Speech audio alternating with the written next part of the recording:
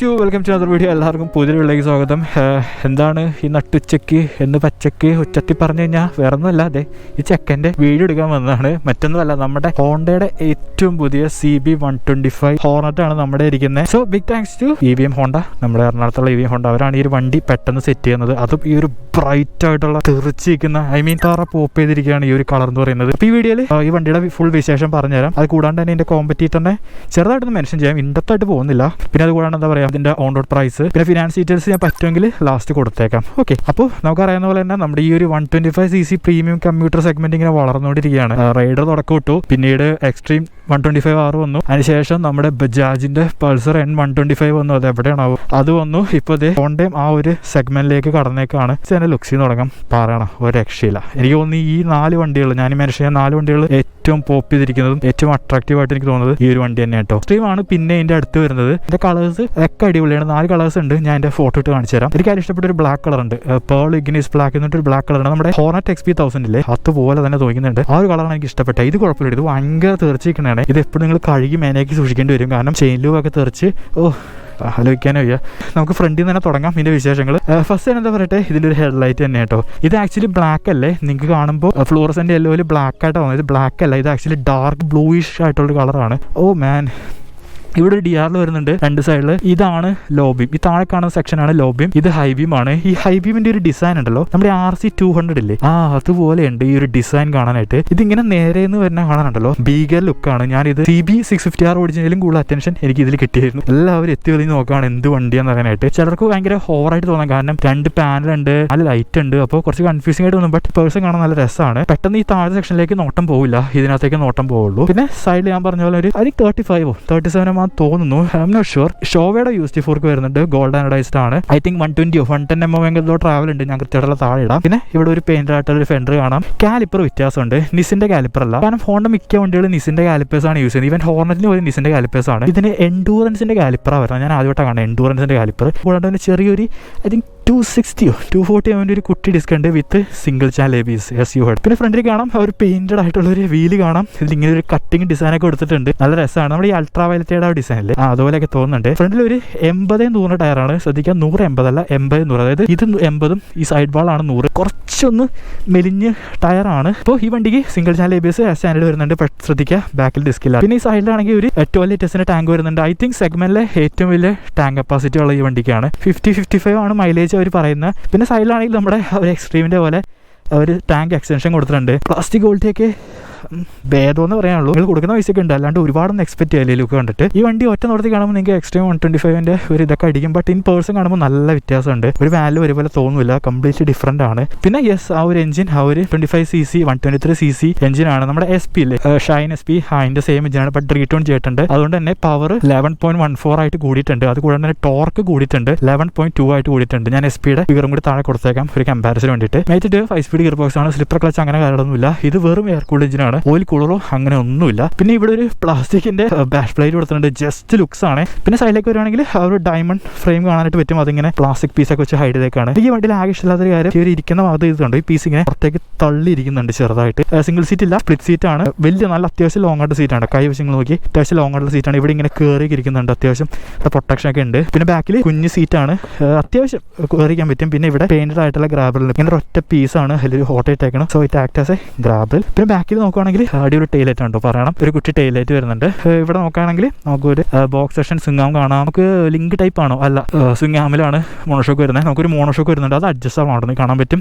4 step 5 step adjust ആയിട്ടുള്ള monoshock വരുന്നുണ്ട്. പിന്നെ ബാക്കിൽ ഞാൻ പറഞ്ഞു വണ്ടിക്ക് ഡിസ്കോ അങ്ങനെയുള്ള കാര്യങ്ങളൊന്നും വരുന്നില്ല ആസ് ഓഫ് നൗ, ചിലപ്പോൾ ഭാവിയിൽ വന്നേക്കാം. പിന്നെ ബാക്കിൽ നോക്കുകയാണെങ്കിൽ ഒരു 110 സെക്ഷന്റെ റിയർ ടയർ വരുന്നുണ്ട്, 17 ഇഞ്ച് തന്നെയാണ്, 110-80ന്റെ. മറഫിന്റെ നൈലോ ഗ്രിപ്പാണ് ഫ്രണ്ടിലും ബാക്കിലും വരുന്നത്. പിന്നെ ഒരു എക്സോസിന്റെ ഫിനിഷിംഗ് പറഞ്ഞു കേട്ടോ, എനിക്ക് ഭയങ്കര ഇഷ്ടപ്പെട്ടു. നമ്മുടെ ഈ ബ്രഷ്ഡ് അലുമിനിയില് ആ ഒരു ഫിനിഷ് ആണ് ഒരു എക്സോസിന് പ്രീമിയം വണ്ടികളൊക്കെ കാണുന്ന പോലത്തെ ഒരു ഫിനിഷ് ഒരു എക്സോസിന് കൊടുത്തിട്ടുണ്ട്. വെരി നൈസ്, കാണാൻ നല്ല രസമുണ്ട്. പിന്നെ ഇവിടെ ആണെങ്കിലും CB125ന്റെ സ്റ്റിക്കറൊക്കെ കൊടുത്തിട്ടുണ്ട്. സ്റ്റിക്കർ വൈസ് ഓവറാണെന്ന് വെച്ച് കഴിഞ്ഞാൽ തിരക്കേടില്ല, ഹോണ്ട ലെവലാണ്, ഒരുപാട് TVS ലെവലായിട്ടില്ല, if you know what I mean. പിന്നെ ഇൻഡിക്കേറ്റർ ഒക്കെ LED ആണ്, നമ്മുടെ പ്രീമിയം ഹോണ്ടയിലെ കണ്ടുവരുന്ന പോലത്തെ, ഒരു ഹോർണല്ല കണ്ടുവന്ന പോലത്തെ LED ഇൻഡിക്കേറ്റേഴ്സ് ആണ്. ഐ തിങ്ക് ഒറ്റ ലൈറ്റേ ഉള്ളൂ എന്നാണ് എനിക്ക് തോന്നുന്നത്. പിന്നെ എന്താ പറയാ, ഇവിടെ ഒരു പറഞ്ഞിരിക്കുന്ന ഒരു സാരി കാർഡ് കാണാം. അത് കൂടാണ്ട് അതിന് ബോർ കൂട്ടാനായിട്ട് പ്ലാസ്റ്റിക് കവറും കൊടുത്തിട്ടുണ്ട്.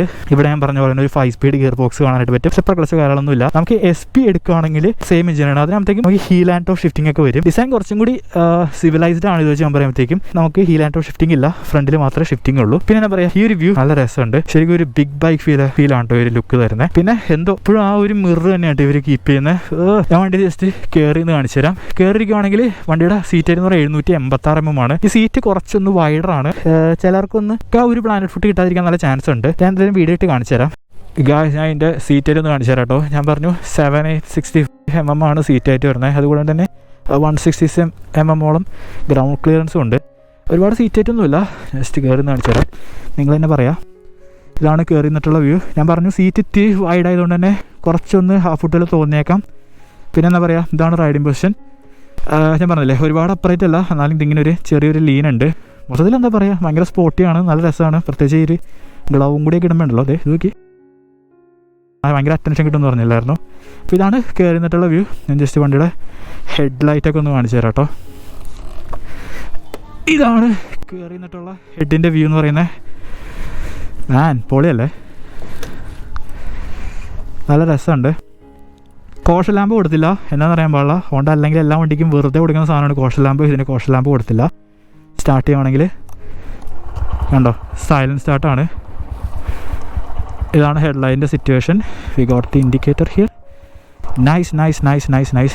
പിന്നെ ഈ വ്യൂ നോക്കി കുട്ടി ഹാൻഡിലാണ് കേട്ടോ, ഒരുപാട് വൈഡ് അല്ല. നമുക്ക് സ്വിച്ച് ഗിയർ നോക്കുകയാണെങ്കിൽ പാസ് വരുന്നുണ്ട്. പിന്നെ ഈ കൺസോൾ ടോഗിൾ ചെയ്യാനായിട്ടുള്ള നാവിഗേഷൻ വരുന്നുണ്ട്, ഇൻഡിക്കേറ്റർ, ഹോണ്, ഇവിടെ എഞ്ചിൻ ഗിൽ സ്വിച്ച് വരുന്നുണ്ട്. നമുക്ക് ഈ വണ്ടിക്ക് സൈലൻറ്റ് സ്റ്റാർട്ട് ഉണ്ട് കേട്ടോ, അതായത് വണ്ടി സ്റ്റാർട്ട് ചെയ്യണം നിങ്ങൾ അറിയില്ല. പിന്നെ ഇതാണ് ആ ഒരു TFT മീറ്റർ. ഐ തിങ്ക് ഹോണ്ടയിൽ ഇപ്പോൾ എല്ലാത്തിലും ഈ ഒരു മീറ്ററായിട്ട് മാറിയിട്ടുണ്ട്. ഈവൻ പുതിയ ഹോർണറ്റിനും NXനും ഡിയോനും എല്ലാത്തിനും ഇപ്പോൾ ഈ ഒരു TFT മീറ്ററാണ് വരുന്നത്. ഇതിലെന്തൊക്കെയാണെന്ന് വെച്ച് കഴിഞ്ഞാൽ നമുക്ക് മ്യൂസിക് കൺട്രോൾ ചെയ്യാൻ പറ്റും.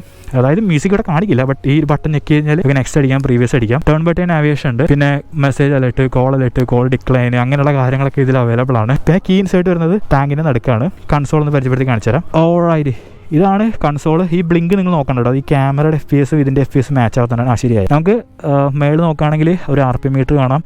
ഇവിടെ ഗിയർ പൊസിഷൻ ഇൻഡിക്കേറ്റർ ഉണ്ട്, ഫ്യുവൽ ലെവൽ കാണിക്കുന്നുണ്ട്, ടോട്ടൽ ഓടോ, പിന്നെ ടൈം. പിന്നെ ഇതാണ് ആ ഒരു മെനുസ് ഒക്കെ ഇവിടെ കാണിക്കും, സ്പീഡ് ഇവിടെയും കാണിക്കും. നമ്മുടെ ടോഗിൾ ചെയ്യുകയാണെങ്കിൽ നമുക്ക് കണ്ടോ മാറ്റിയിടാം, ഫ്യൂവൽ, എത്ര ഡിസ്റ്റൻസ്, MT, സെറ്റിങ്സ് എടുക്കുകയാണെങ്കിൽ കണ്ടോ ഫംഗ്ഷൻ ഉണ്ട്, എക്കോ ഇൻഡിക്കേറ്റർ കാണിക്കാൻ, ഡിസ്പ്ലേ 2 മോഡ്, അതായത് ഡാർക്കും ഇത് മാത്രമേ ഉള്ളൂ. ബ്രൈറ്റ്നസ് കൂട്ടാം, തീമോ അത് തന്നെ ഡാർക്ക് ഇത് മാത്രം. പിന്നെ ഫേവറേറ്റ് ഇൻഫർമേഷൻ സൈഡിൽ കാണിക്കാനുള്ള information, general information, Bluetooth pairing അങ്ങനെയുള്ള കണ സർവീസ് ഇൻഫർമേഷൻ, മെയിൻ്റെനൻസ്, എല്ലാം അത്താപ്പും ഇതിനകത്തുണ്ട്. നമ്മൾ ക്ലച്ച്ലെസ് പറയുന്ന പോലെ. എനിക്ക് ട്രാക്ഷൻ കൺട്രോളൊന്നും ഇല്ല കേട്ടോ, ട്രാക്ഷൻ കൺട്രോൾ അങ്ങനെ ഫീച്ചേഴ്സ് ഒന്നുമില്ല, മോഡ്സും ഇല്ല, റൈഡ് മോഡ്സും ഇല്ല. നമുക്ക് പോവാം. ഇതെന്താണിത്, ഇവർക്ക് ഇപ്പോൾ ഒരു ചേട്ടൻ വന്നിട്ട് 2 ചാണത്തലേ കൊടുത്തുള്ളൂ കേട്ടോ, എന്നിട്ട് വീണ്ടും ഷോ നടക്കൂല. മീൻ തലയൊക്കെ ഇട്ട് കൊടുക്കണ്ടേ, മീൻ തലയല്ല, ഫുൾ ഫിഷൊക്കെ ഇട്ട് കൊടുക്കണ്ടായിരുന്നു. അപ്പോൾ വെൽ ഫീഡറാണ്. ഞാനിവരെ ഇഗ്നോർ ചെയ്യല്ല, ഭയങ്കര സൈലൻറ്റ് സ്റ്റാർട്ടാണത്. സ്റ്റാർട്ട് ചെയ്യണം നിങ്ങൾ അറിയത്തും കൂടി ഇല്ല. അത് കാണിച്ചുതരാം, കണ്ട. എനിക്ക് തോന്നുന്നു റൈഡറിനും സെയിം സെറ്റപ്പ് ഉണ്ട്. ഈ ഒരു സൈലൻറ്റ് സ്റ്റാർട്ട് വരുന്നുണ്ട്. ഇതിന് മാത്രം യൂണീക്ക് അല്ല. എന്താണ് ഇതിന് മാത്രം യൂണീക്ക് എന്ന് വെച്ച് കഴിഞ്ഞാൽ ഡെഫിനറ്റ്ലി ഇതിൻ്റെ സ്റ്റൈലിങ് തന്നെയാണ്. നോക്കും എന്ത് ലുക്കാടോ. ക്ലച്ച് നല്ല രസമുണ്ട്. ഒറ്റയടിക്ക് എനിക്ക് പെട്ടെന്ന് നമ്മുടെ എക്സ്ട്രീം 125ൻ്റെ ഒരു ഇതടിച്ചിട്ടോ, ആ ഒരു എൻജിൻ റെസ്പോൺസ്. ഇവിടെ ഗ്യാങ്സ് ആണുള്ള പട്ടി. ഞാൻ ചെയ്തില്ലട്ടോ. നമ്മൾ എവിടെ പോയാലും ഈ സാധനങ്ങളുണ്ടാവും. ഇതൊരു നല്ല കാര്യമാണോ മോശം കാര്യമാണോ എന്ന് എനിക്കറിയില്ല. 2 ആഴ്ച കൊണ്ട് എന്നെ കണ്ടില്ലെങ്കിൽ അപ്പം നിങ്ങൾക്ക് പറയാൻ പറ്റും. വണ്ടി ഓടിക്കാൻ എങ്ങനെയെന്ന് വെച്ച് കഴിഞ്ഞാൽ it feels so refined. Extreme പോലെ ബിഹേവ് ചെയ്യുന്നതെന്ന് വെച്ചാൽ യെസ്, ആ ഒരു എക്സ്ട്രീമിൻ്റെ പോലെയും തോന്നുന്നുണ്ട്. ഗിയർ ബോക്സ് ഇടയ്ക്ക് ഭയങ്കര ടൈറ്റായിട്ട് തോന്നും, ഇടയ്ക്ക് അടിപൊളിയായിട്ട് തോന്നും.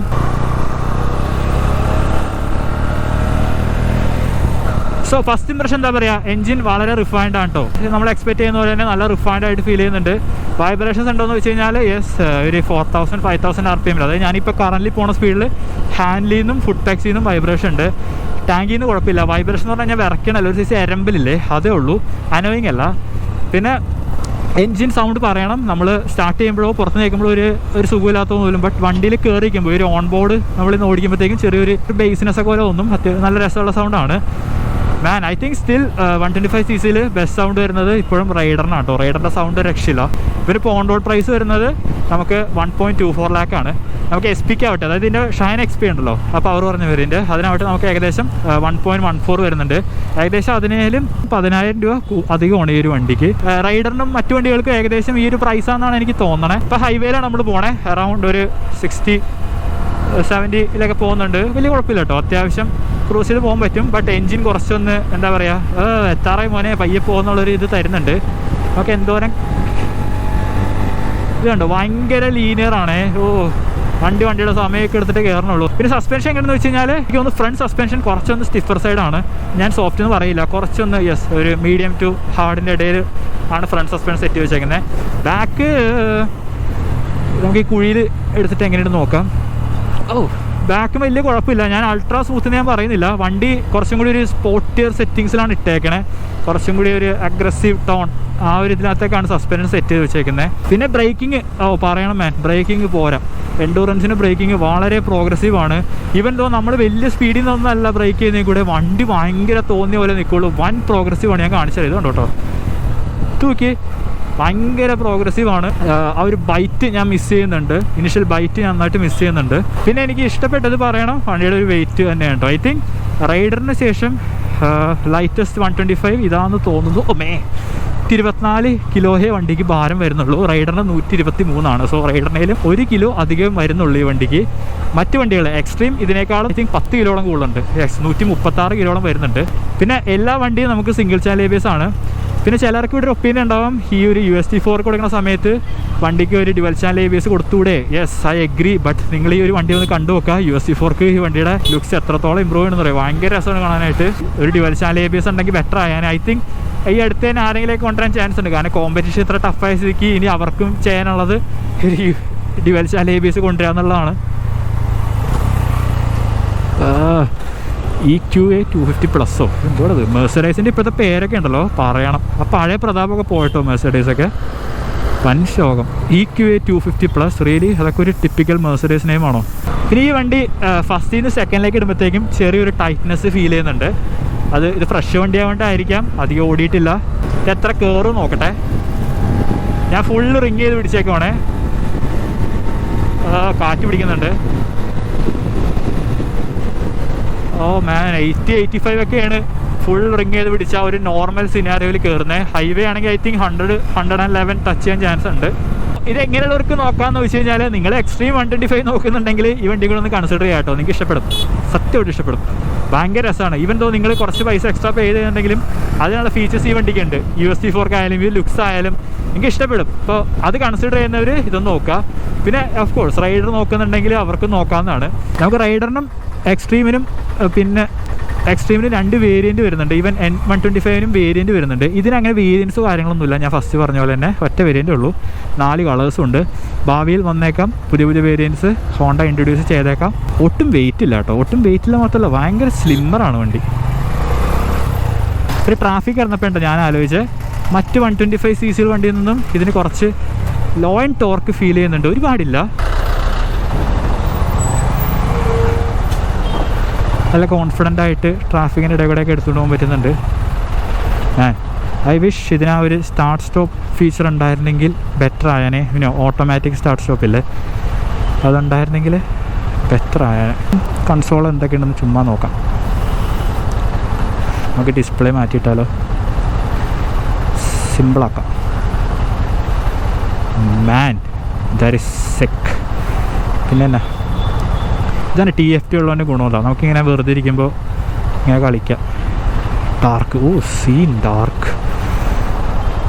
സോറി.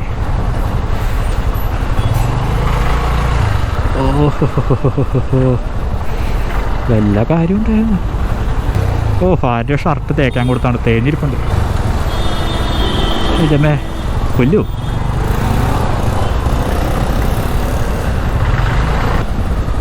ഷൂട്ട്.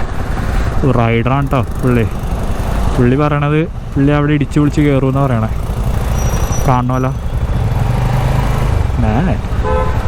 ആക്റ്റീവ് ഇട്ടിട്ട് ഇങ്ങനെ എക്സ്പൾസൊക്കെ കിട്ടിയുള്ള അവസ്ഥയിൽ ചെക്കോടേൽ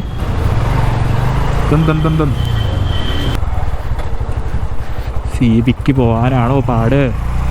കണ്ടോ? ഓ, വണ്ടി ഹയർ ഗിയറിൽ ലോ സ്പീഡ് ഓടിക്കുമ്പോൾ നോക്കിങ് ഇല്ല, ബട്ട് പറ്റൂല, നടക്കൂല മോനെ എന്ന് പറയണം. എന്താണ് എക്സ്പ്രസ്സോ ഷിറ്റ്. അപ്പോൾ ഈ 1.25 ഉണ്ടെങ്കിൽ വേറെ ഏത് വണ്ടി എടുക്കാമെന്ന് വെച്ച് കഴിഞ്ഞാൽ എനിക്ക് ആക്ച്വലി കുറച്ചും കൂടി പൈസ കൂടി കഴിഞ്ഞാൽ 150cc അങ്ങനെയുള്ള വണ്ടികളൊക്കെ കിട്ടുന്നതാണ് എനിക്ക് തോന്നുന്നത്. എനിക്കറിയില്ല ഏത് വണ്ടി കിട്ടും. മിററില്ലാത്ത Ntorq, not surprised. Bum that is rude mate. ഞാൻ പോയിട്ട് നീ പോയാൽ മതി. അപ്പോൾ ഗായ്സ്, അത്രയൊക്കെ തന്നെയുള്ള വീഡിയോ. ഞാൻ വണ്ടി നിങ്ങളെ ജസ്റ്റ് പരിചയപ്പെടുത്താമെന്ന് ഉദ്ദേശത്തോടെയാണ് പോയത്. ബട്ട് അവർ നമുക്ക് ടെസ്റ്റ് ഡ്രൈവ് അറേഞ്ച് ചെയ്ത് തന്നു. I was not prepared for this. I think നമ്മൾ പ്രറ്റിമച്ച് എല്ലാം കവർ ചെയ്തെന്നാണ് തോന്നണേ. I think it's a very good motorcycle. Daily use, daily commuting ആയിട്ടുള്ള ഒരു സ്റ്റൈലിഷ് ആയിട്ടുള്ള മോട്ടോർ സൈക്കിൾ നോക്കുന്നുണ്ടെങ്കിൽ ദിസ് ഇസ് ഫൈൻ. അപ്പോൾ ഞാൻ വീഡിയോയുടെ ലാസ്റ്റ് പറ്റുമെങ്കിൽ ഞാൻ പറഞ്ഞ പോലെ തന്നെ ഒരു ലോവസ്റ്റ് ഫിനാൻസ് ടീം കൂടി കൊടുത്തേക്കെ. ആ ഡാവ് ഇൻഡിക്കേറ്റർ ഇല്ലല്ലോ, അതെങ്ങനെയുള്ളൂ. ഇൻഡിക്കേറ്റർ നമുക്ക് ഹറാം ചാടും. അത് തന്നെ വണ്ടി പോകുമ്പോൾ ചാടണം. ഒന്ന് കഴിഞ്ഞതേ ഉള്ളൂ അടുത്തത്.